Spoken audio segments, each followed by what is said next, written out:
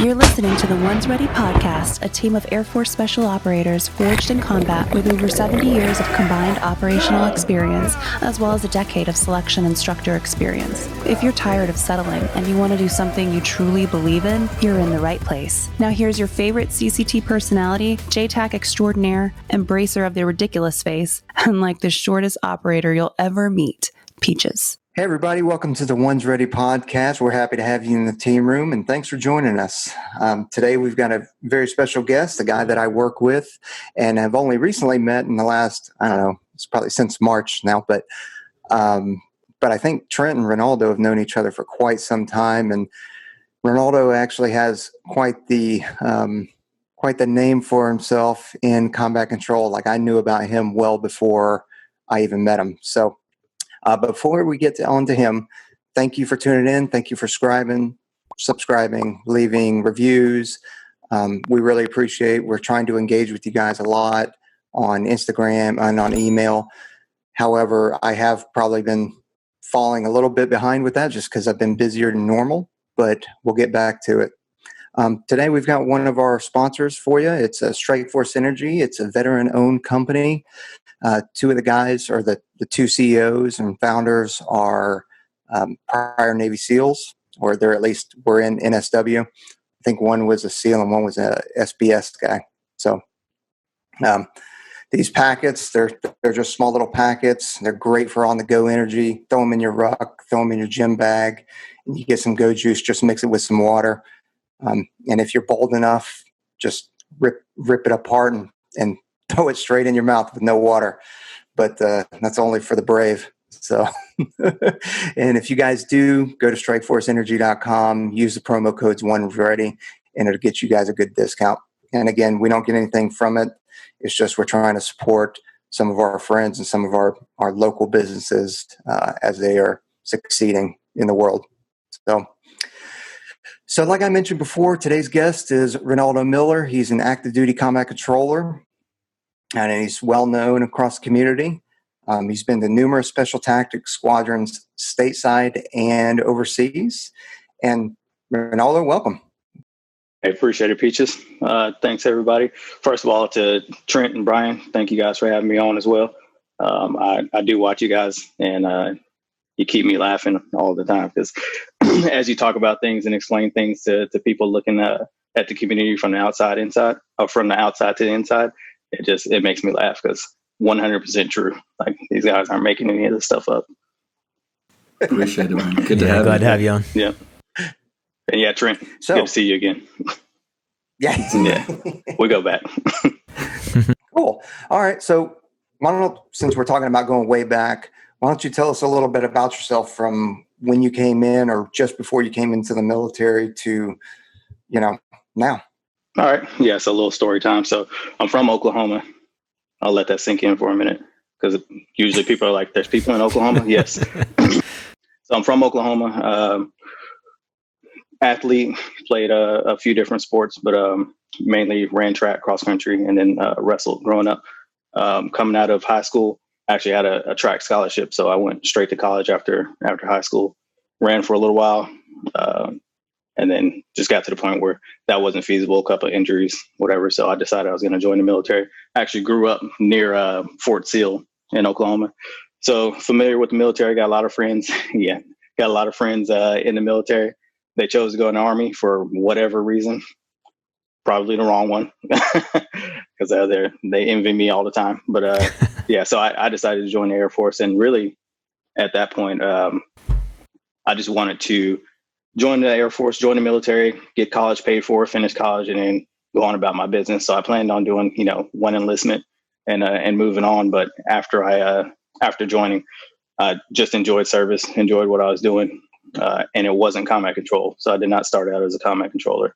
I was actually a comms guy first, a comms guy for a couple of years in Florida, Eglin Air Force Base.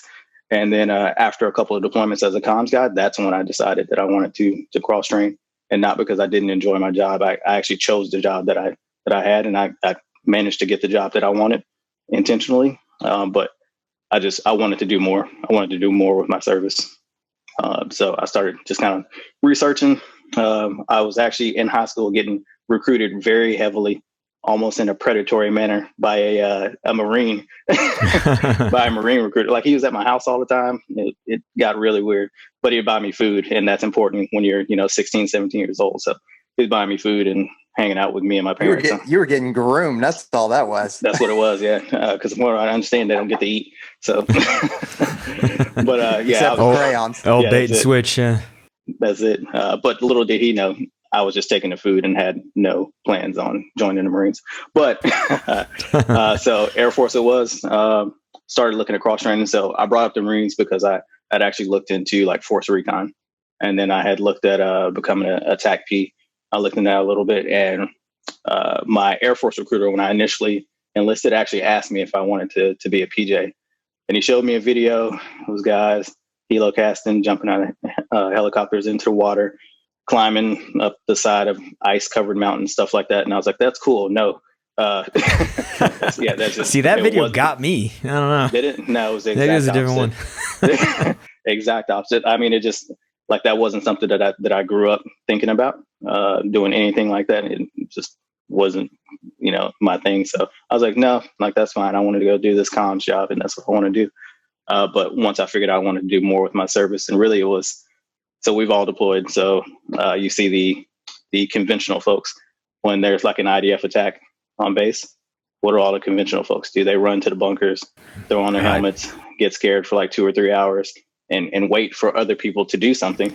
Yep. And then they get the all clear. Yep. Yeah, that's it. So I was tired of the fetal position. It was making my back hurt. So I decided I wanted to do something else. And I watched the QRF leave the base, and I'm like, man, what are they going to go do? Because I didn't get to see anything outside of that fob. I was like, so what are they going to do whenever they leave? So it just spiked my interest. And actually, combat control was the last thing that I looked at. I was active duty Air Force and did not know what combat control was. I was stationed at Eglin Air Force Base, which is right next to Herbert Field, and did not know what combat control was. That's where our recruiting efforts were at around that time. So this is 2006, 2007. It's kind of when I was making that decision. So the recruiting efforts, as far as I knew, like they weren't there because I just had no idea what it was. Never seen a Scarlet Parade, nothing like that. But looked into that's crazy. I tell people that all the time. Like, man, I had no idea. Like, I just kind of lucked up and came across the right YouTube video at the right time, and it kind of spiked my interest. And it's not misleading because it is our job. But I watched some videos that had more to do with like airfield reconnaissance, what we used to call AZRT, those kinds of missions. I spent the first like 8 years as a combat controller not doing that. So, and Trent, like you're familiar, like that's just what we were doing at the time. We were getting the right guys qualified as JTACs, and we were deploying 6 months on, 6 months off, just over and over again. So that's what I did coming into the combat control teams. But that's not what I thought I was going to do. I thought I was going to be cammied up, hiding in the bushes somewhere, looking at airfields and controlling airplanes and then disappearing into the night. I've never done that. Yeah. You've made other stuff disappear though. I have, yes. Whoa. A little bit of stuff, but and it's been fun, man. I don't regret it at all. It wasn't what I expected because I understood what a TAC P was. I thought I understood what a JTAC was. I didn't tie JTAC to combat control. So I was like, okay, that's an option like that. That looks pretty cool. It's just, again, like growing up near the Army, I knew that the TAC P conventionally aligns with the Army. I was like, that is not what I want to do. So that it kind of self-eliminated. I was like, no, I don't want to live with the Army. But shout out to all my Green Beret buddies out there, because I have a lot of them now. So going back to the training aspect of that, I just want to touch on that. I know you had a big track and running background and stuff, and you're an athlete. Did you know that there was going to be, because the water is what takes out a lot of dudes, the majority of the dudes when I was back in Indoc. Did you know that was going to be a part of the training and going to pre-dive and all that? Because the controllers back then had a different pipeline than the PJs did. But did you know that you were going to go into that, and how'd you train for that? Yeah, so I was aware. I watched enough videos to kind of get a preview of what I thought the pipeline was going to be like, and I knew that. So I could swim across a pool. I could go to a pool and have a good time, and not worry about drowning. But like I'd never been on a swim team. I had formal lessons like as a small child. So that was it. So it was once I decided I wanted to cross train into combat control, I just had to take it upon myself. I bought the book Total Immersion. I went to the pool every day except for the days that it was closed, like literally every day except for the days that it was closed. And fortunately, there was Eglin and Herbert Field. They were closed on different days, so I could go to the pool 7 days a week. I just had to pick which pool I was going to. So it just took a lot of drowning myself to figure out how to swim. And I was fortunate enough, there was a guy, he's a former controller, and he was a high school swim team coach. So I'd be in the pool drowning myself, and one day he just walked up and he was like, "What are you doing, idiot?" And I was like, "Leave me alone. Please let me help you." Yeah, I'm like, "Leave me alone, old man." I'm like, you wouldn't understand. You're going to drown. Yeah, literally. And I'm just kind of like, "Yeah, I'm doing something like you would know." And he's like, "Oh, it's funny because I used to be a controller." And so after I took my foot out of my mouth and begged him to help me out a little bit, he did. So I got a few pointers there.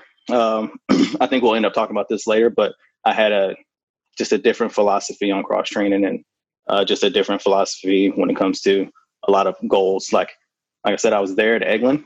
I would go to the pool on Herbert Field. I never talked to a controller or a PJ prior to going into the pipeline.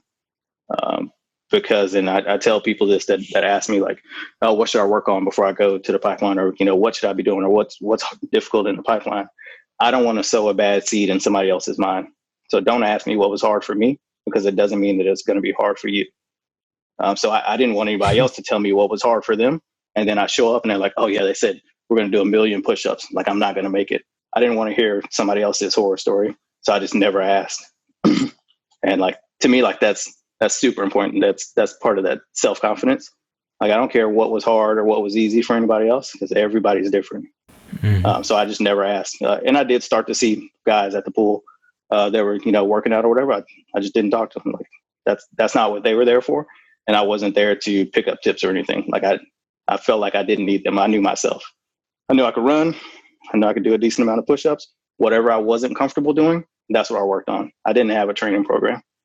And I probably just cost somebody $1 million that are running like these programs, but I just didn't. I did whatever I felt like I needed to do. And that was it. Well, I actually do some programs, but sorry, I don't make anywhere near. I don't make anywhere near what you're talking about off of those. And that's really like what you were saying before, is going to the pool and then just every single day. I get emails from guys that are like, "I wasn't able to swim 25 meters without having to stop, and now they can swim 2,000 meters or 4,000 meters without." Yeah. But it's really not. The program helps, and it helps you do things that you're not really going to be exposed to otherwise, because you can only do what you know or could research. But once you go in there, like you said, 7 days a week, get in that pool and face it. That's really where the hard work is, facing those things that you're weak at and just exposing yourself to it. So you build up that mental callus against those things that you really just don't want to do, because nobody wants to go wake up and be in a cold pool, and especially if you are not good at being in the pool. So yeah, good on you and those guys out there. Obviously make sure you learn from that, and don't dismiss the old guys that are trying to help you. I say that too. Go find a dude that knows what he's doing and looks like he knows what he's doing. He's going to help you at least a little bit. Take their 2 cents. Yeah, absolutely. Who was that controller? Give me a second. I'll think of his name. Cause he actually went to, I'm getting old too. Like, we talked about this at work, man. I have a hard time remembering anything. Hence, like, I have a notebook with me right now because I'll forget this whole thing ever happened. Castor. His last name is Castor. Huh. So he's like Gulf War. Like, he's a little bit, a lot older, even older than you, Peaches. I know there's a lot of jokes about your age. I don't know if that's possible. He's taller than you. Well, when I'm posting these pictures, everybody's like, "Good God, dude, how old are you?" Man, yeah. I guess I look good for my age now, but geez. It's like pre-CNN. Yeah. Well, I want to ask you now. Like, you're like, I don't want to tell anybody my horror stories. So I'm just sitting over here, and the only thing that's in my brain right now is, so what was hard in the pipeline? Tell me your horror stories. Like, I have to know now. You know what I mean? Yeah. No, I mean, like, fair enough. Like, fair question. What was difficult? like the water. Like the water is difficult to almost everyone for different reasons. So like I mentioned, like I wasn't a swimmer. Like I wouldn't even say that I could technically swim prior to me wanting to cross train. So like that was the source of a lot of anxiety, was the pool sessions. Everything else, I mean, I managed my expectations for, you know, like my performance and what to expect going into the pipeline.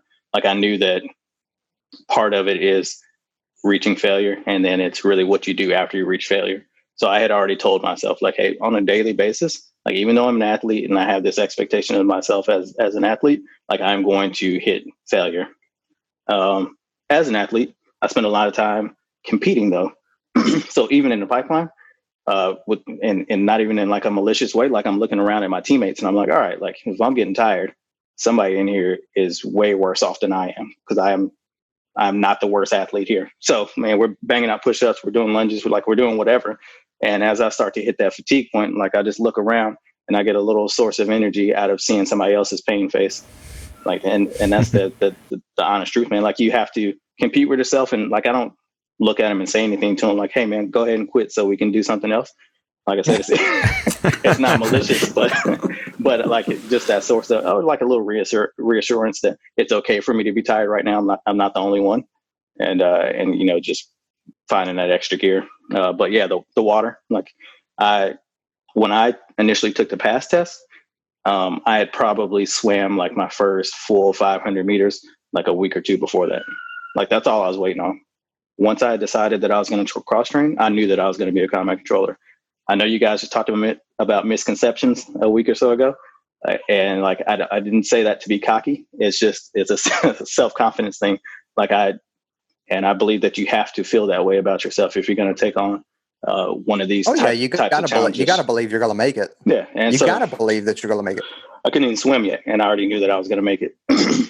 And so I just swam my first 500 meters, like, again, like a couple weeks before I had, prior to that.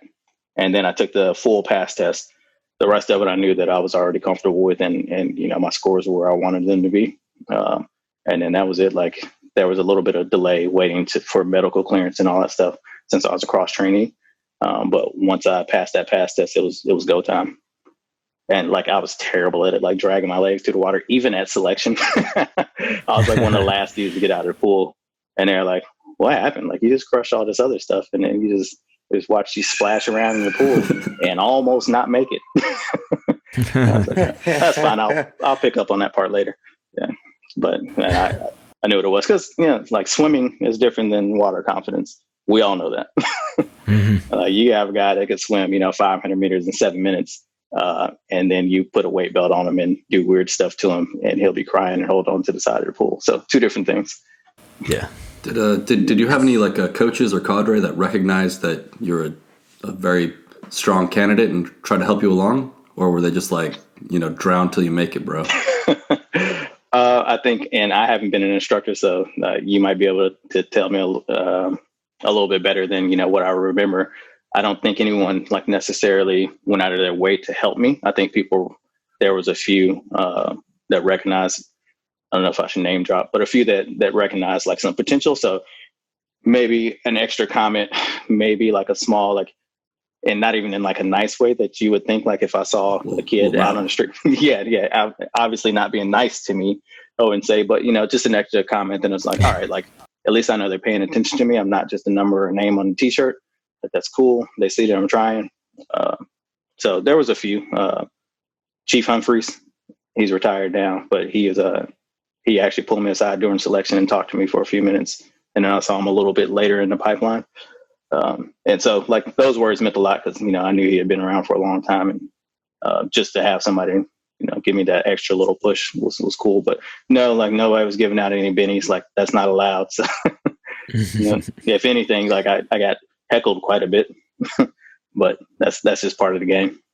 So since you didn't really, since you're not like one of the new recruits coming in, and you're a cross trainee, is there anything in your training regime, and I know you didn't really have a program or a plan, is there anything that you wish that you had hit?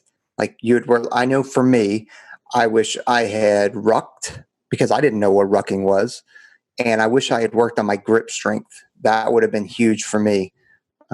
Whereas everything else I was decent at. Yeah. But it seems like it changes for everybody. And I know swimming you were struggling with, but are there some other points that you wish you had hit better? Yeah, like I said, I probably could have swam more and waited longer to get myself more prepared, but I just it was just time. Like I couldn't wait any longer. And I don't know, apparently I made the right choice because there I am right now. But like you said, rucking. So going to selection, I think I may have rucked once or twice because there was actually a guy in my unit that I cross-trained out of that had gone into the pipeline and failed out. He came back from ATC school before I'd even gone to selection. And so I was introduced to horror stories that I didn't even want, because then he came back. He was like, hey, man, he's like, you shouldn't even go. They're going to try to kill you. Like all the stuff you hear, online. He's like, they try to drown me, blah, blah. And it's funny because like one of the agency instructors ended up being one of my supervisors, and he remembered him.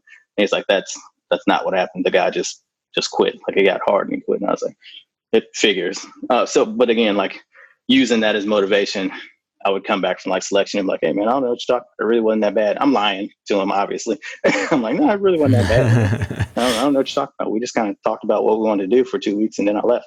But rucking, I probably should have rucked more because at selection, I got broke off. Like no lie there. It's different muscles. I knew I could run.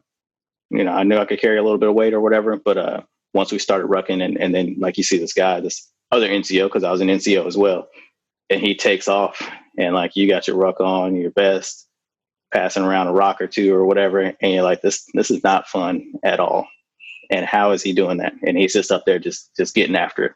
And it's crazy how your body makes that transition, because now I ruck like every other week now just to do it so I can feel like I'm cool. But it's pretty interesting how your body is adjust to that. And now I can just throw on a ruck and just go do it, because after years of doing it, you get the shin pain or whatever, and you just keep marching through it, and then it just goes away. Not that day, not those days. Yeah, that's pretty tough. It's funny, the whole mental aspect of it, because I bring it back to one of your stories you had. I am also the same. I wouldn't say I get pleasure out of it, but seeing somebody, there is something to be said about being in a communal suck fest where everybody is hurting. Everybody. There's not a single person that's not hurting. But it does a couple things. It helps bond you to all of those guys. It also helps kind of do a self-assessment. Okay, like I know I'm hurting, but for that, if there can be one guy, especially for like you, and this is a lot of times what we expect out of our cross trainees and our officers, not necessarily our brand new airmen that are coming in, but we want that person to, and I'm going to be careful about saying this, especially for Trent and Brian, but there is something to be said for false motivation, as in, hey, you are just getting crushed right now. And just one guy, if he can say something funny, or if he can make an ass out of himself or something like that, to get everybody to get out of that mindset of, oh my gosh, we're just getting crushed and we're dying, to, hey, look at that. That's, advert our attention. So I think there's something to be said about that. And hitting on another mental note that you talked about, you said that rucking, you do it twice a week, but you knew that you could do it once you got to a certain point that you could do it. You're like, well, I can not ruck for 3 or 4 years and then throw a ruck on and move out. That's right. A lot of time, like I could say the same thing about going and doing a half marathon. Just, you need me to strap up and go on and do it right now. Okay. It's going to hurt because I haven't trained for it, but I know that I can do it because I've done it before. Yeah. So there's that mental thing. It's that impossible, if you will. Being able to push that off, I think, is huge. Oh yeah. Yeah, definitely. And then taking like the false motivation kind of scenario, like if you apply that and replace that with a task, you're out operating, like, I'm talking past the pipeline, like you're an operator now, you're deployed and you're out doing something and you get fatigued. But if you can think about the task that you have in front of you, and forget about the fatigue. Push that off later. You can get tired later, and continue to operate and keep your mental capacity up, about you. Like, that's what it's about. Like, that's one of the things that you gain from the pipeline, is pushing through that, keeping your wits about you, staying on task, and completing your task. And that transfers perfectly to operational relevance. Yeah, I know I always tell students, I'm like, rucking never really gets easy.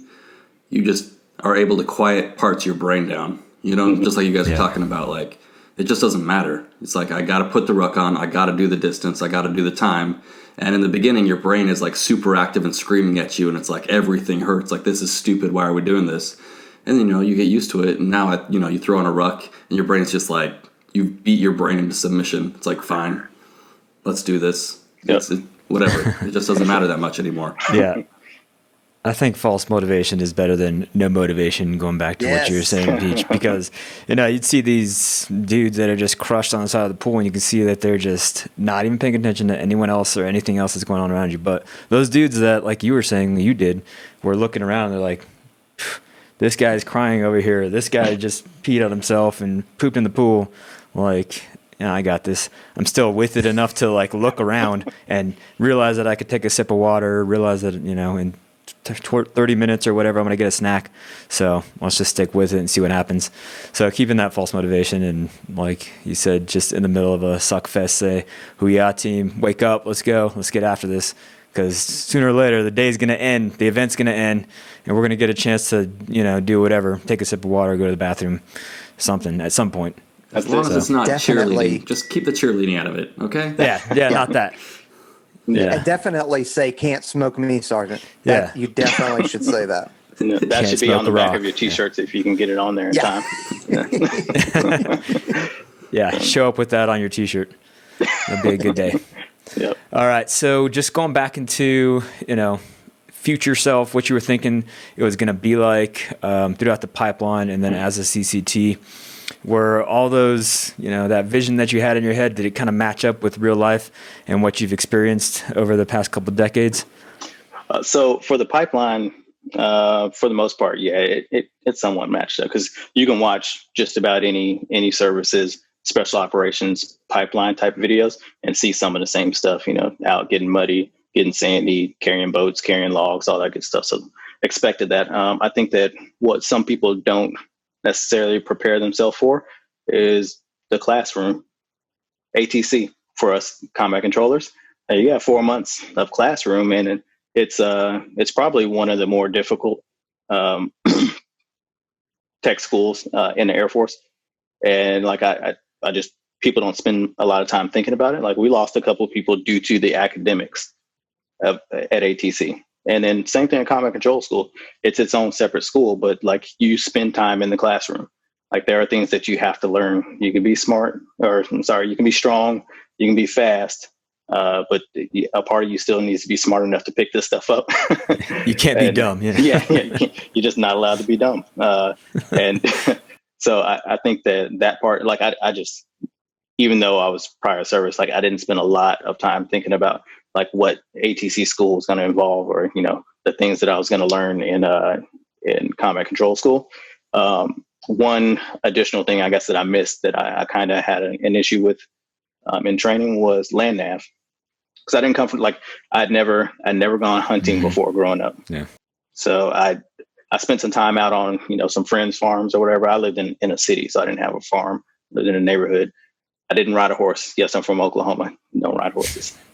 Misconceptions. I should have been on the misconceptions episode, but I just didn't spend a lot of time doing like that type of outdoorsy type stuff. So like, my first time learning to read maps and learning MGRS and lat long and all that stuff was at combat control school.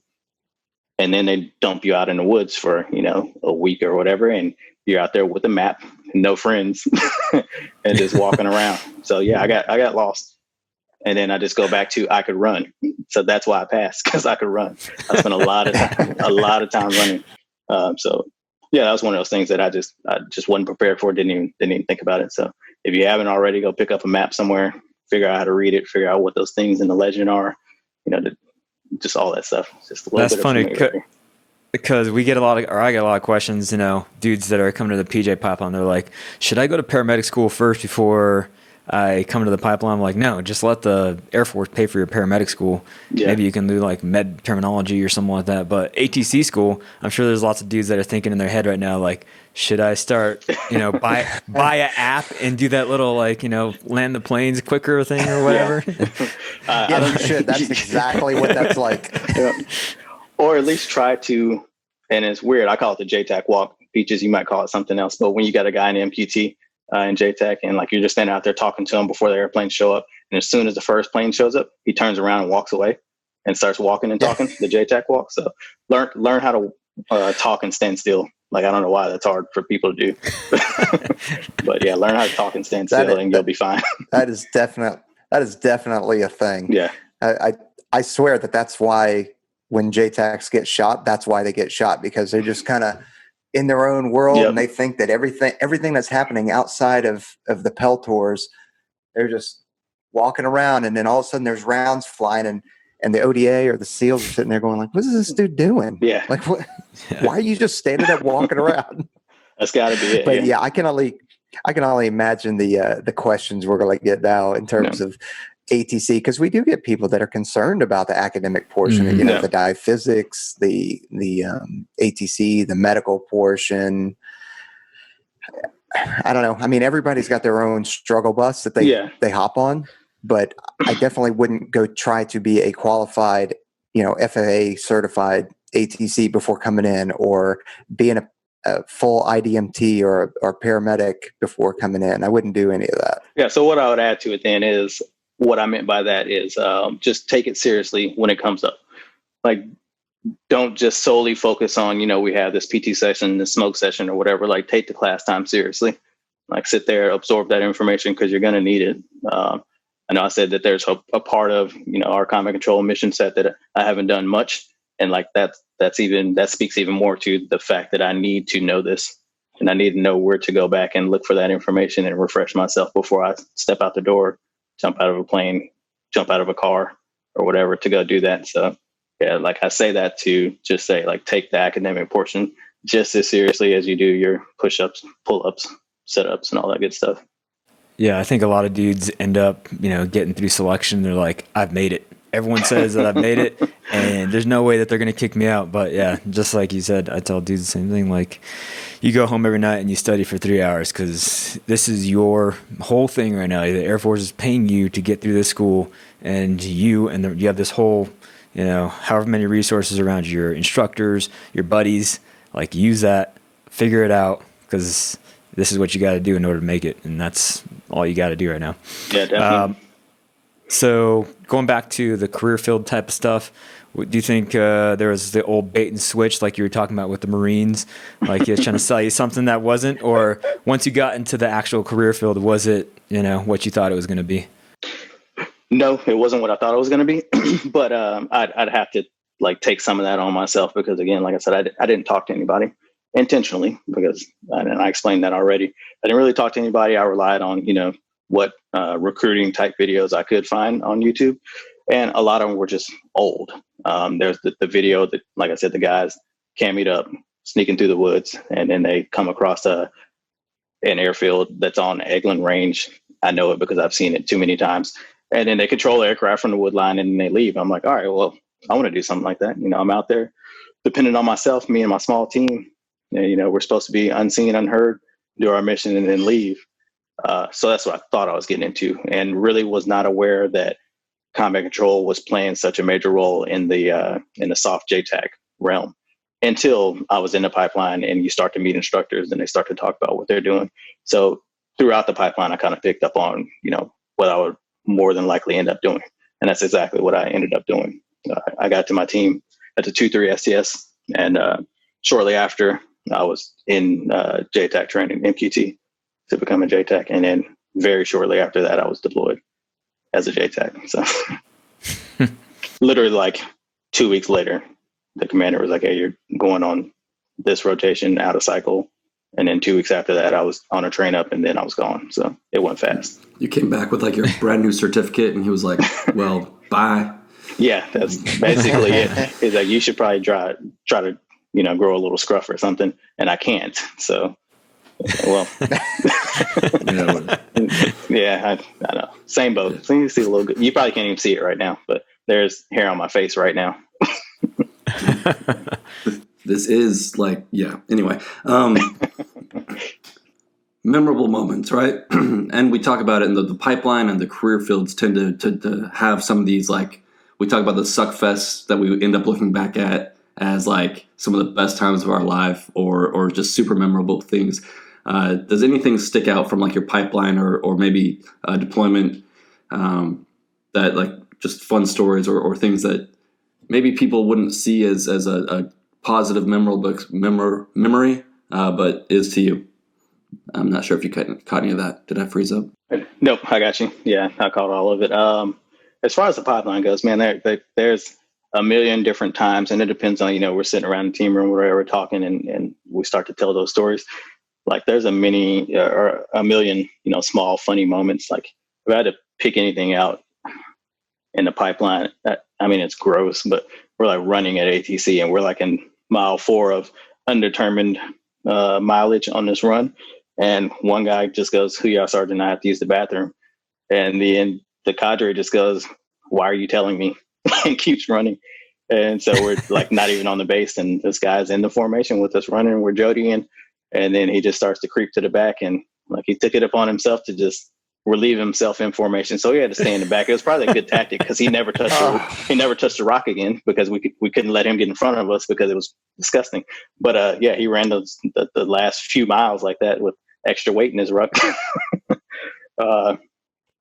Yeah, like I said, it was gross, but I remember, I'll never forget it. Same thing in the pool. You remember, like, dudes will get ready to pass out and lose control of their bodily functions and exactly let one go. Did that dude make it? He did. Yeah, he did. Nice. He made it. At that point, you have to make it. He finished the run and ran immediately to the locker room and wouldn't clean himself up, had to throw his shoes away. But yeah, he completed the entire pipeline. He was on team for a while. He had a string of bad luck. He's one of the guys that never mind. But anyway, he made it. Still trying to keep this anonymous for him. Yes, poor guy. Yes, he's off doing something else now, though, so that's good. But yeah, really, really good guy, good operator. But on teams, along the same lines, and Trent, like we spent, some years at the 2-3 together, and I'm pretty sure that like even whether it's within the team room or out on the range somewhere, there's some funny things like on my personal deployments. I don't know, man, like no 1,000-yard stare or anything, but like I just kind of forget about some of that stuff, to be honest. And that's probably for like a different topic, but compartmentalization, I'm not there anymore, so I don't really think about it that much, to be honest. And it's not like I don't have, that I know of, any lasting like mental reservations about it, but I just don't spend a whole lot of time thinking about my deployments now that I'm not deployed, and I have this handy dandy notebook instead of a radio and a gun. So, yeah. And it's dangerous too. It's lethal. Oh, it is. Yeah. If you catch me writing down and looking at you, you're probably in trouble. But I'll keep note of that as we work together. I just write down smiley faces all day long. We're in the office. Yeah.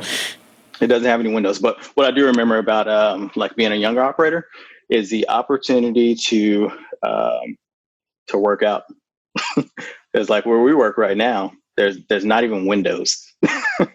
Like how depressing is that? So the opportunity to, take some time to yourself throughout a regular day at work, if you want to call it that, and just skip down to the gym, get a second, third workout, whatever it is. But being able to do that, or grab a couple people and go out and do something competitive, something fun, some kind of bonding moment.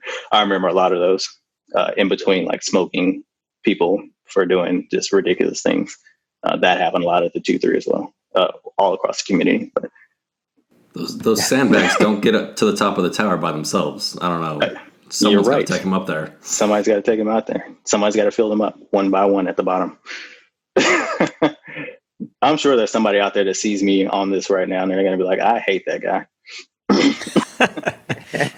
And I don't want to apologize. I think that's across the board. I guarantee it. Yeah. I'm not going to apologize because in my mind, I helped you become better at something, whether it's filling sandbags or operating. But yeah. So, well, you kind of brought it up. We work together now in a windowless office. Yeah.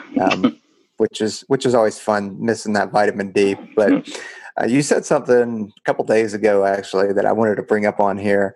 And because as I enjoy jumping, I enjoy skydiving, I enjoy diving, nearly everything that we do. But you actually said the other day that you'd be okay if you never jumped again because you don't enjoy it, you don't like it. Yeah. You'd much rather be diving and stuff like that, which is interesting since you struggled in the water at the beginning at swimming, but that's cool that you're all into diving now. Yep. But what is it about jumping that you don't like, and how do you overcome that when you're sitting on a ramp, or not sitting, you're standing on a ramp, you got dudes behind you, you're all, equipment, everything, and you're staring out into blackness because we're doing a night jump. How do you get over that? Yeah. So I do remember that conversation. It's just that I don't enjoy jumping. It's not a fear of heights or anything. I actually do enjoy watching other people that are afraid of heights. I think we're probably all rope masters or rappel masters or whatever. You ever take a stick of dudes up on the rappel tower and watch them just lips turn blue, start shaking and sweating? I don't know what it is about the tower. It's a lot easier out of an aircraft, but people get scared on the tower. I enjoy watching people get a little nervous on the tower, but it's not a fear thing. I don't like military parachuting operations. That's what it is. We're probably all jump masters. So the jump operation for the jumper starts that day. It starts the jump brief, or whenever you decide to do the jump brief. For a jump master, it starts 3 days before that. You're doing air crew coordination. Mm-hmm. You're coordinating with the head shed, doing ORMs, all the other stuff. And I don't physically have to do all this. I can have an assistant jump master do some of it. But the jump operation starts way before you actually get on the aircraft for the jump master. That's what I don't enjoy. Because everybody else is lollygagging, hanging around or whatever. We're doing calculations. I'm not an ATAC expert. So I'm doing calculations on a piece of paper. and doing all that madness. That's what I don't enjoy. And then you do all of that for multiple days, and then you go jump, and the whole thing lasts 8 minutes. I mean, unless you count the flight in or whatever. So I did all that, and we jumped once that day.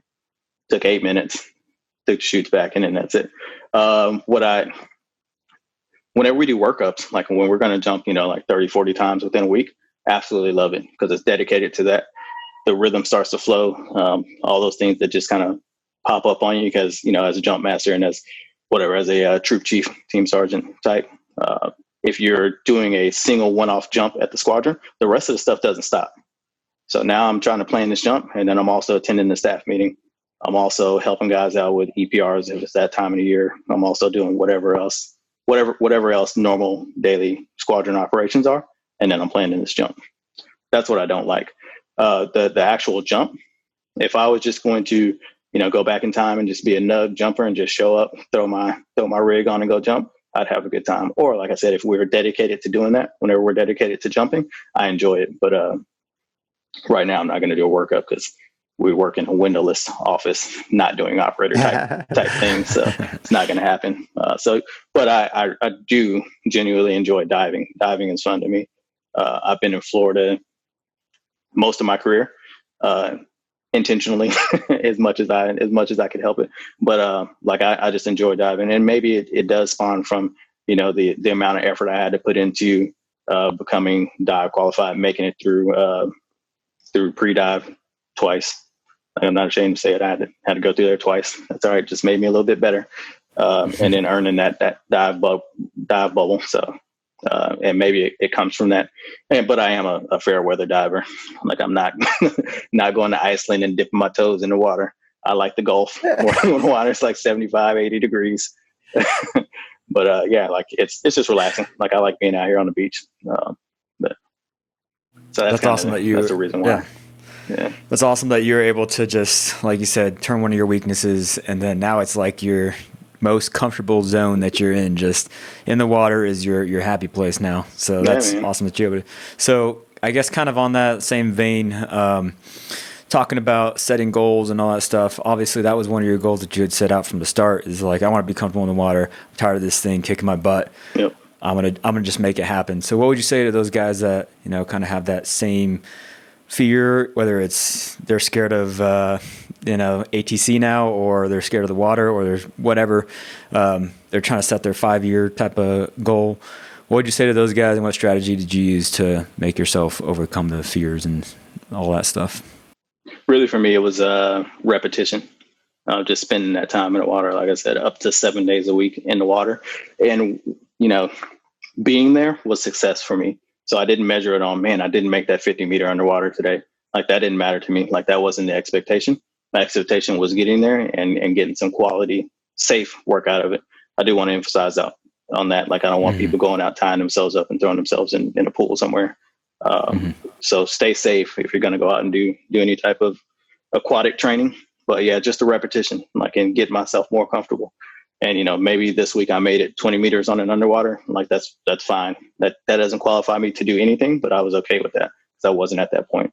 And then maybe next week I touch the wall and I make that full 25, and just incremental improvements. And even expect a setback day, because maybe I ran 6 miles a day before, so my lungs are a little fried. So I'm just not going to make it as far today. I'm like, that's fine.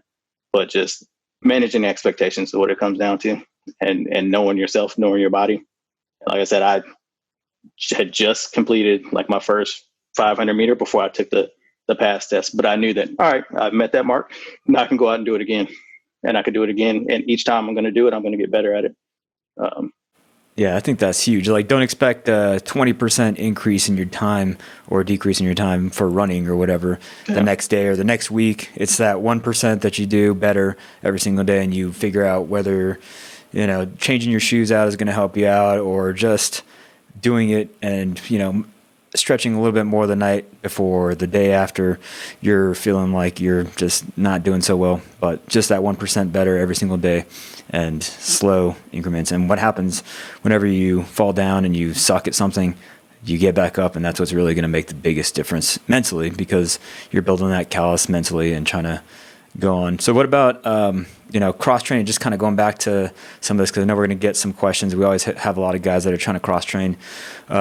Did you have any advice for those guys that are trying to go in? Because I know, you know, now we have to go through a phase 2, enlisted phase 2. And then when you get on teams, you know, in selection, you're going to be expected to somewhat lead and be a person that all the other airmen that just came in are kind of looking up to. So you have any tips for those guys? Yeah. So I guess the pipeline is slightly different now, just the way you phase through the pipeline as you begin it. But so I was a cross trainee. I think there were 5 or 6 other cross trainees like on my selection team, and then throughout the majority of the pipeline. But yeah, like, expect to be a leader, but just understand that you're a student also, and like there's a balance there. Find those things, or, you know, talk to the cadre, like, ask for expectations. It's just like now, and whatever your job is, if you're going to cross train, you sit down and you get feedback from your supervisor, and you get expectations. Get expectations from the instructors, from the cadre. Like, what do you expect me to lead? And then also, just like now, if you're a supervisor now, talk to the guys that you're working with about those expectations, like the things that you're responsible for, so that they can help you be successful. Because the rest of the guys are going to be airmen coming from basic training. They understand the military, but they're also, some of them are like brand new, first time outside of, you know, their house or their hometown, and there's some free time there. You are starting to build up a lot of confidence going through the pipeline, and so managing attitudes, expectations, and really just bringing that team together. Because I think, Peaches, I think you mentioned it earlier, the amount of suck that you go through in the pipeline, like all those guys that made it through the pipeline with me, like I don't necessarily talk to them every day or whatever, but when we see each other, like it's always a smile and a hug, like a strong bro hug, because we went through that together. And the same thing with guys that I've deployed with that are in other services. If I run into them, man, like we're running up to each other, we're giving each other a hug, we're asking about each other's family. So in a way, the way you lead will help cement that as well. That bond that you're going to build. Because again, like you're leading, but you're also following at the same time. Yep, absolutely right. Yeah. That's why I said it, because I feel that same way whenever I haven't seen some of the dudes, whether it's Brandon or Nate or somebody like that. It could be, and I know I'm saying their names and nobody knows who I'm talking about except for you guys, but it's just, I could not talk to them or not see them for 5 years or more, and then we start back right where we left off. Yes. It's an amazing bond, and it'll be that way for life. Yep, absolutely. And like I said, it's not it's not service specific. There are SEALs that I've deployed with that I run into every once in a while, and same thing. There's plenty of Green Berets that I've deployed with, and same thing. So it's not service or ST community specific. Like it's just people that you go through those types of trials and tribulations together with. You form that bond. Yeah. Ask them how their book is coming along. If it's a SEAL, is that? I usually don't say anything, and then I let them start to tell me a Bud story, and then I cut them off. So. I'm just playing. All right.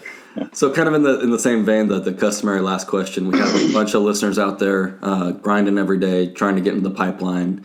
And then we ask everybody because, everybody's advice is a little bit different, and then everybody's viewpoint is a little bit different. So hopefully, we can get everybody the advice that works for them. But, what's overall, Big Sarge wisdom, those people out there grinding, trying to get in, what would you say to them?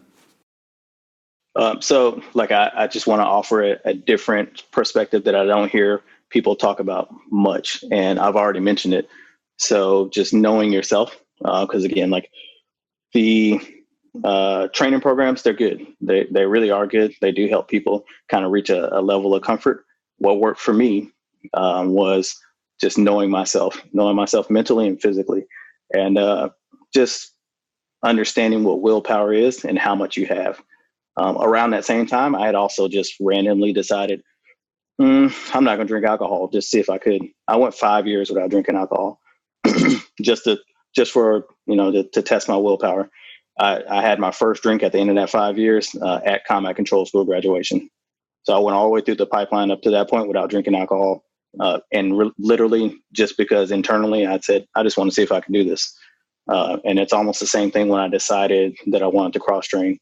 I decided I want to, and then I decided that I was going to make it.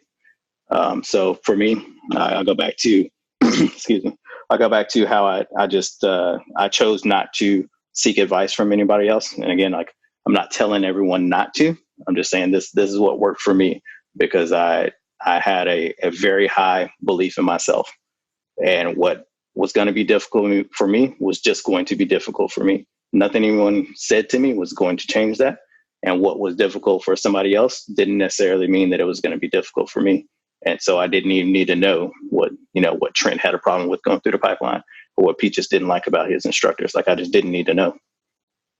So that was kind of my take on, how I chose to attack the pipeline. And then lastly was an understanding that the pipeline, and maybe I just had this perspective because I was already in the military, the pipeline was just a piece of it. Like I don't tell pipeline stories now because like it's such a small piece of like what I've done over the last decade plus 14 years, whatever it is. Like it's such a small piece of that. Like it was the doorway. Like I just walked through that doorway, and I've been in this massive building of opportunities and meeting new people and doing new things ever since then. So the pipeline was just a doorway. Kick it in and then keep moving. That's it. Yeah. Awesome, man. Well, unless you got any last little nuggets of information, I'll wrap us out. No, I don't think so, because I don't really think I'm that smart. So I didn't think of anything prolific to say or anything like that. But again, I want to thank you guys for having me on and give me the opportunity to ramble for a little bit. And to lock my kids out of the room. Like I'm literally locked in this room because kids out there running around and stuff. Yeah. Awesome, man. Well, we won't keep you. So thanks for joining us today. We really appreciate it. Yeah, It's pretty awesome here, and you share your experiences and your insight into the pipeline, and then also operationally. Because these things are critical into building a picture, or a good picture or painting, or whatever you want to allude to, but of what the pipeline is going to be like, what the career is going to be like, whether they do 4 years, 6 years, or 20, or so on for some of us. And then, I knew I could fit in one more old guy joke. Yep. I haven't gotten a short joke yet, but maybe I still got a little bit of time, so maybe I'll do that. Actually, I do have one more thing. Like, if any of your viewers out there, if you see me somewhere, like, come talk to me. Like, I walk around base anyways, talking to people. If you appear to be a highly motivated person or whatever, like, I'll probably stop and talk to you, no matter what your job is. If you're motivated at doing that, I'll probably stop and talk to you and see if you're interested in, not even in combat control, PJ, SR, or TAC B. Like, I will just talk to you about different opportunities. Like, if you're standing at a desk or whatever, like, hey, have you ever thought of becoming a pilot or whatever? I enjoy being able to open up people's minds and just allow them to think about options.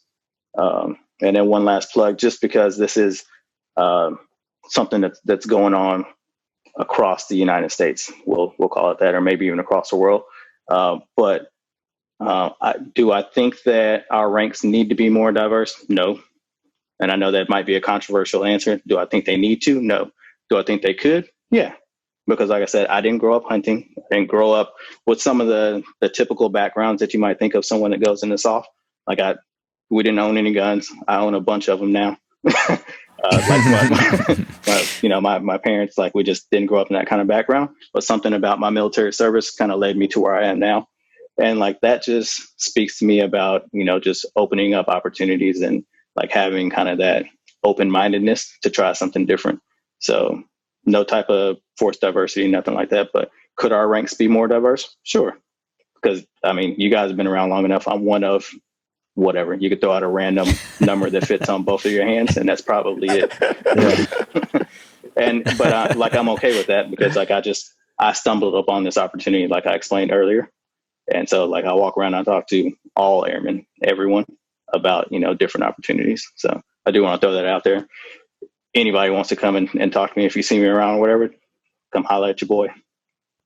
Awesome. That's what it's about, is being approachable. Yep. And you're definitely approachable after meeting you, and when I've known you since the beginning of March now. Yeah. So you're definitely an approachable dude. So we appreciate that. Cool, man. No, I appreciate it, Peaches. You went from a high school athlete to, a non-swimmer, jumping in the pool, self-taught, didn't want any advice from anybody else. Just hard-headed, just straight hard-headed. Yeah, which could be good, could be bad. Yeah. So I'll just leave it at that. But either way, you didn't seek out any kind of information or anything like that. I think you brought up a good point of paying attention to academics. Like, is it what gets most people? No, it's not.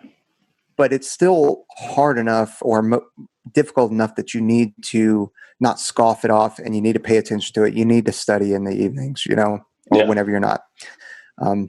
Rucking more, you wished you had rucked more. I am also in that same boat. So, and then I'd like to cover that we think false motivation is better than no motivation, which is definitely a saying, and it's something that we used when I was at NDOC, when it was NDOC. So yeah, it is true. So again, thanks for joining us. And for the audience, thanks for tuning in and listening. Subscribe, leave us a review, whether it's good or bad, whatever, we'll take it. I've got thick skin. And then make sure you visit all of our sponsors that we've got: Alpha Brew, Eberly Stock, Strike Force Energy, Hoist, and Outer Reg Pomades. And promo code one's ready, and you guys will get a discount. Thanks for joining us. Go out there and train hard and earn each breath. Later, dudes.